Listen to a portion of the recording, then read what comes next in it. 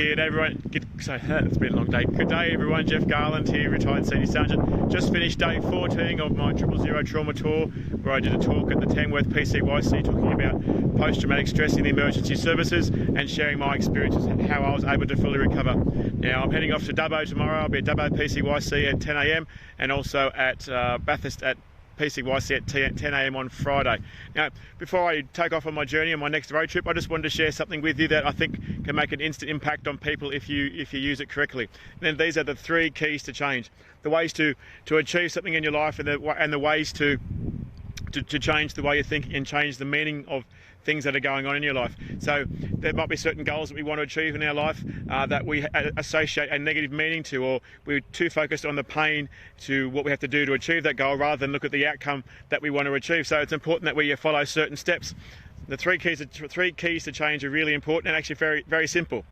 The first one is you have to make it a must.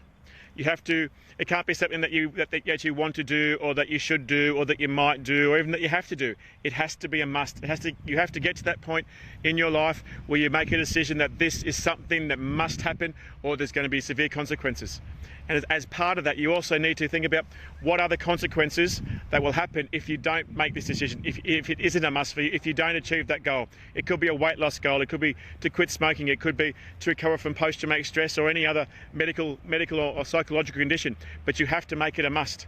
And the problem is that the way our minds work is that we will do more to achieve more to avoid pain than we would do to achieve pleasure. So, excuse these flies up at Tamworth. We do more to avoid pain than we do to achieve pleasure. So we may want to achieve a goal, and it might be just within our reach, but in order to achieve that goal, we may have to make certain decisions, like I have to admit I'm not coping, I have to reach out for help, I have to take certain actions, I have to look after myself and eat healthy and exercise. But our ego goes, well, you don't really need to do that, you're kind of safe where you are, we can stay here and just be comfortable. But that will not get you the results that you want, so it's important that you look beyond the pain of what you've got to get to achieve the results, and look at the results you want as the pleasure as being more popular. So you need to change the meaning of the pain so you can actually work through it. So it's important that if you want to achieve something, then rather than look at the pain you've got to get through to get there, change the focus, change the meaning. Look at what will be the cost to you and the consequences to you if you don't take that action, if you don't achieve those results, if you don't make a decision to take control of your life, to take control of your health and achieve the goals that you want. What will it cost you personally, professionally, financially, spiritually, in a relationship? What will you think about yourself if you don't do whatever you have to do in order to achieve the results that you want? 5 years' time, you look back, you haven't made that decision, you're still where you are, and you haven't made those decision, you haven't made it a must, you haven't followed through to achieve your results, you're still where you are. What will that cost you? What will you think of yourself? What will you feel? In 10 years' time, if you've done nothing in the next 10 years, and you look back and you just see that you're still where you are, you may even be worse than where you are. How will it make you feel? What will it cost you if you don't do it? You have to make it a must. You have to look at the consequences, change the meaning of what it is you want to achieve. Look beyond the pain, look at the pleasure, make it more positive. What will it cost you if you don't follow through? Second step is to interrupt the pattern. That's what I did to recover from post-traumatic stress, is interrupt the pattern of my thinking and the meaning that I attached to the incidents that I was involved in. So I changed my neuroassociation, which is basically a way of saying that I changed the meaning of the things that I associated with that event. Now this can be a lot of fun, and you can do it for yourself, or you can do it for somebody else. If you are with somebody else, you can actually help them and doing it. It's a lot of fun. So the way the unconscious mind works is that when we experience something, it records it. And when we have struggling, we have flashbacks and things like that, then it plays it over and over and over again. So in order to interrupt that pattern, we need to interrupt the meaning that we attach to it. So by doing certain things and changing the way we look at things and interrupting the pattern, it's like scratching the CD. And if you do it enough times and correctly, then that CD can't be played over and over again anymore. It just becomes an experience. So it interrupts that pattern of thinking. These flies, I'm telling you.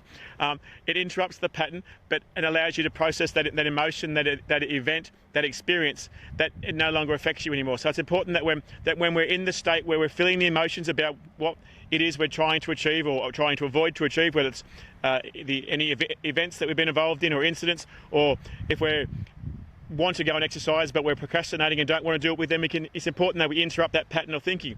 And we can do that by asking certain questions. All you need to do is interrupt that person's state that they're in. So, I mean, if you're having a conversation with someone and you see them struggling, maybe some sirens go past and they start affecting, you can simply interrupt that pattern by asking them a question and getting them to take the focus of what that's causing them to react that way. So it could be the fact that you simply ask them to stand up for me.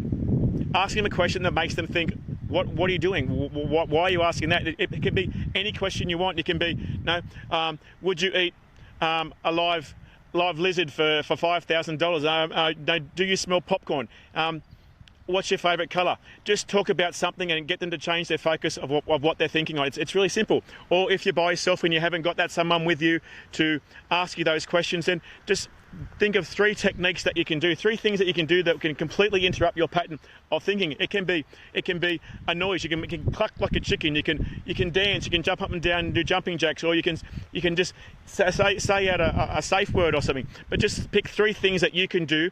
So when you realise the fact that you are actually feeling the emotions of something that's making you feel in a negative state, or that's affecting you that you don't, and stopping you from achieving the results that you want, that will interrupt that pattern. It's important that you do it, and make it a lot of fun. Make it as much fun as you possibly want to. It's important that we interrupt your focus and the state that you're in when you're thinking about it. And when we do it enough times, and it becomes a conscious act, and we do it, then that CD can't be played anymore. So it's important that we do it. So the first one is make it a must.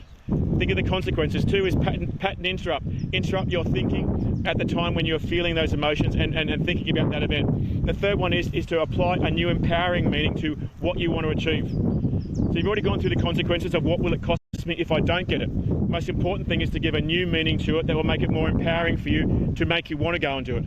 If I want to recover from post-traumatic stress and I'm worried about having to admit I'm not coping and go and get help and take certain actions, they're the consequences. But what will happen if I go and do it? I will be in control of my life. I will be the person that I want to be, the person I'm meant to be. I'll be able to use my experiences to inspire others. I'll be able to live a happy life. I'll build more proper relationships with myself and my family and friends. I'll be able to go enjoy life. Make sure they're positive, empowering ones for you. What may be for me may not be for everybody else. It's important that you have your own empowering ones. If it's to do with if you want to lose weight, if you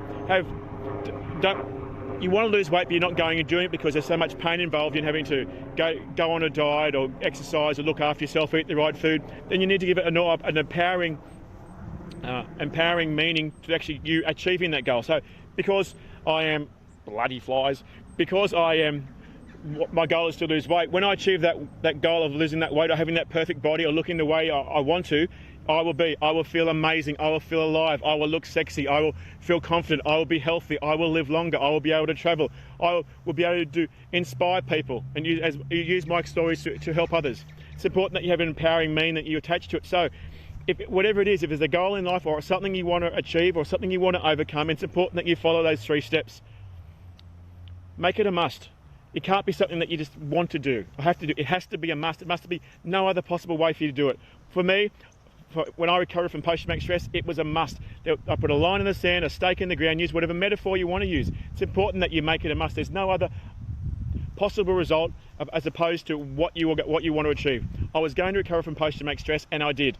And I said to myself, I interrupted my patterns by changing the way I looked at the event. So in one of my incidents when I was drowning, I was seeing my girls' faces near the bridge, and so what I did is I took my girls down to the entrance channel and I took a photograph of them in front of the bridge and put that as my screensaver. So when I'd have a flashback about that event, it'd go to the image of them when I'm drowning to the new empowering one of them when I'm actually a happy memory. And I was able to walk out in the middle of the entrance channel, and the location had changed. So for me, I interrupted it by changing the meanings and giving them more positive meaning through photographs and going to the location which I'd noticed had changed.